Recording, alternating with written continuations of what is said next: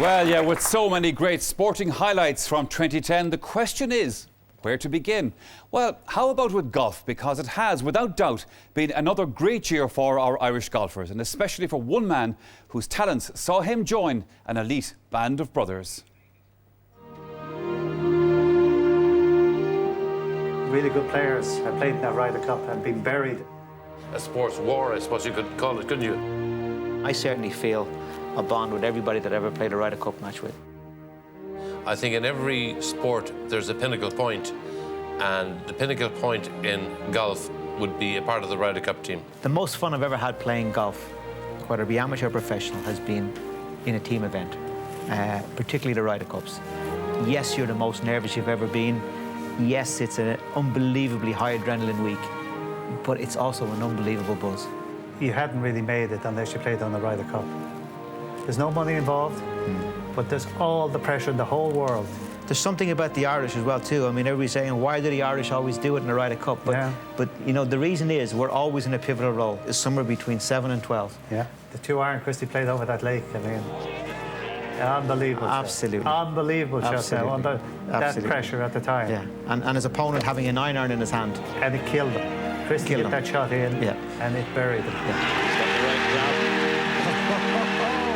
One of the best shots I've seen in the world of golf. And it's amazing. I remember watching yours. All I wanted to do was just kiss that putt down and just touch it. We all know what happened. It fell into the hole. I think everybody that knew you wanted to take the putt with you. It was a lot easier putt than what Darts had to do. As we walked around, I said, I got this. I saw it. I knew what I had to do. It's amazing how I stood over the ball and how quickly I actually hit it. It really is an unbelievable event. It really is the most incredible it is. It's where you want event. to be. What about this Ryder Cup this year and Graham? How good was he? Well, he was great. I mean, there's no doubt he was great. One thing we were all agreed on was that 11 and 12 would be Padraig and Graham, for the reason that we felt that these were our best two street fighters in the team.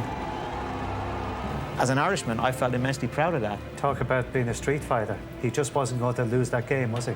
Walking off the 10th green, Graham stopped and he looked up, and there was a massive scoreboard on the 10th green, and he studied it for maybe 20 seconds, which is a long time standing looking at it.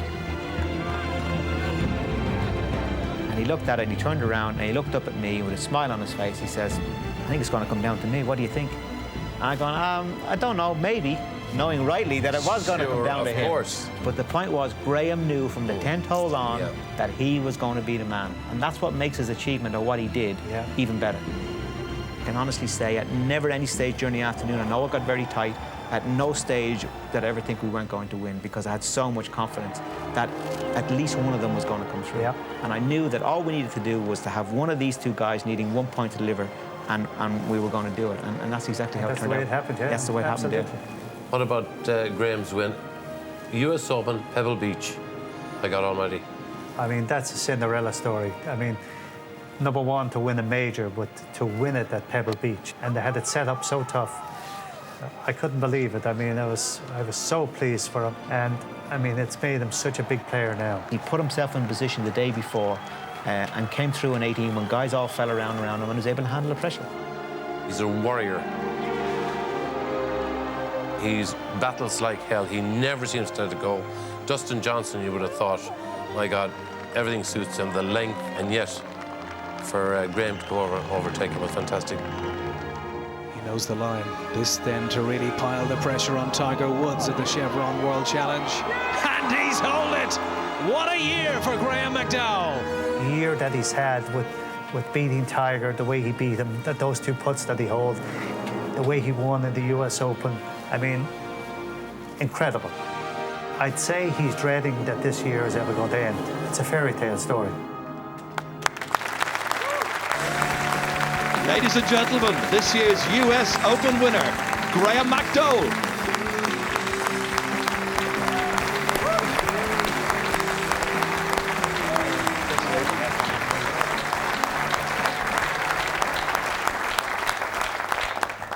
Well, congratulations to you, first of all. When you watch those pictures now, have you watched them a lot, or do you get goosebumps still? still gives me goosebumps, I have to be honest. You know, it's been a busy end of the season, and I really haven't had a chance to sit down and like you say, watch it really, you know, and kind of put it in perspective and reflect on it and really, and you know, enjoy it. And you know, I just got home a couple of days ago, and I'm looking forward to going up to the North Coast and spending some time with the family and you know, putting it all in perspective. Not many men, I'd imagine, would have one of their great lifetime memories happen on a wet Monday in Wales. It's an interesting way to put it. Yeah, that was a tough weekend. You know, the Ryder Cup. You know, interesting watching Paul and the boys there talking about the Ryder Cup. It's special to golfers. You know, a lot of team players in this room, rugby players, footballers, people that get a chance to experience sport as a team. You know, we really don't get a chance to do that in golf, and I think that's why we think the Ryder Cup is so special. And you know, that weekend at Celtic Manor, the weather looked like it was going to have the last say, and you know, thankfully we had a great day on Monday. The sun shone, and you know, Europe had a chance to do a job on the US, and you know, I certainly didn't want the responsibility, but it came my way, and you know, I had 11 great teammates that gave me that opportunity that day, and you know, it was one of the greatest days of my life. Sure, but what a contrast from the US Open, where you were on your own, basically, going up the straight there. Yeah, I mean, you know, as golfers, we dream of winning major championships, and you know, that was a tough afternoon. It was, you know, one of those scripts that you couldn't write. You know, it was Father's Day. You know, Pebble Beach, one of the most iconic golf courses on the planet, and the US Open, and you know, to get the job done that afternoon was unbelievably relieving. The relief's probably the only way to describe it. You know, when I think of the Ryder Cup, I think, you know, how emotional, how passionate you play.